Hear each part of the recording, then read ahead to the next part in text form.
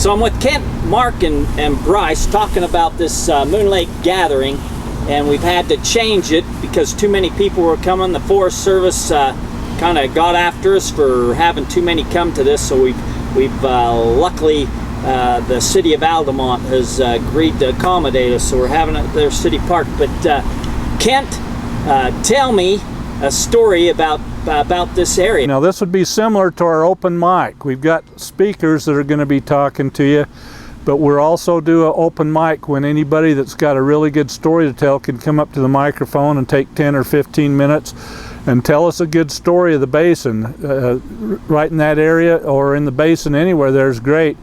Sometimes these are great, and we of course don't have any clue what people are going to get up and say. Hopefully they've got a good story.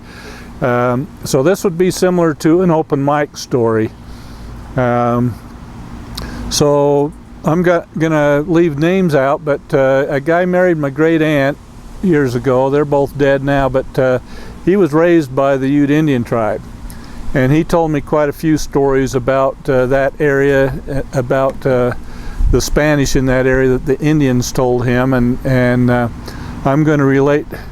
This isn't one that the Indians told him, but he used to go up in that area, and there was a sawmill up there. I'm not going to even tell you the names of the canyons that run out of it, but off Rock Creek there was a sawmill that he worked at, and some different things, and he had found 7 Spanish mines up in the area. He'd got into some of them and had ore assayed and those kinds of things.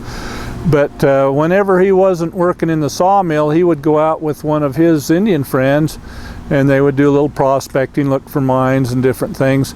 They were out running around one time, and he come across a cannon, a Spanish cannon, a big one.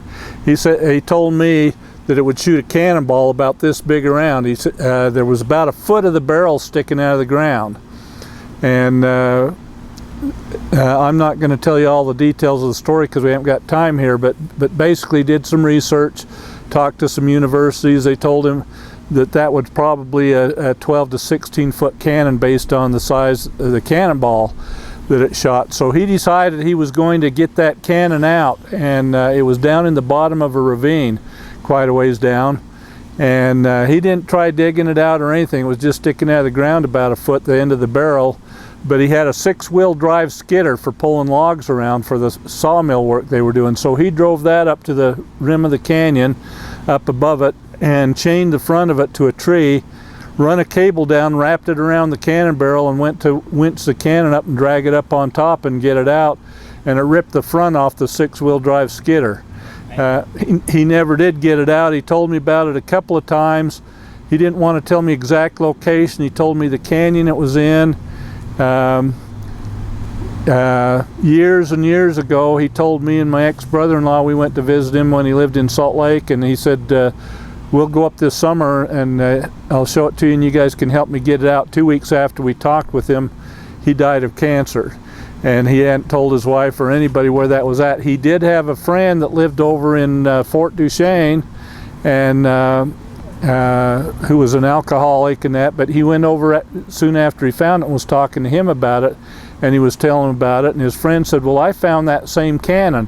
And he started describing his cannon. He says, no, that's not right. They finally determined and looked at some maps and determined there were 2 cannons about the same size, about 2.5 miles apart up in the Rock Creek area. Huh. So that's a real boiled down version of one of the Spanish cannons that have been found up in the Rock Creek area. That's a wrap.